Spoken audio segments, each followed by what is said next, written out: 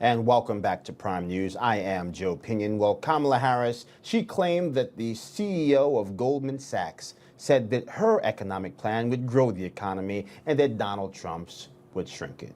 So, of course, like any sane capitalist, he was forced to come forth and debunk that nonsense. Take a listen. Goldman Sachs, for example, has said that my plan would grow our economy and his plan would shrink the economy. That report, which was mentioned last night in the debate, came from an independent analyst. And the reason I say a bigger deal's been made of it is what it showed is the difference between the sets of policies that they put forward was about 0.2%.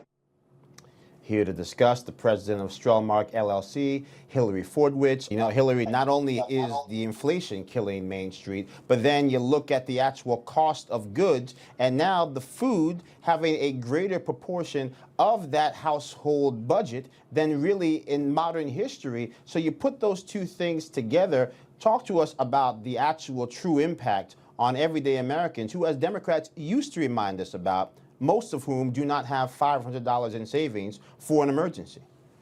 Yes, you're absolutely right about that. Pleasure to be back with you, Joe. And if all you have to do is ask Americans, are you better off now than you were 4 years ago? Now, some facts on that exact point. You said historically. Historically, during former President Trump's administration, unemployment was at 3.5%, and that tied the lowest rate since 1969. So when people are employed, obviously, to your point about goods and services, they can afford more.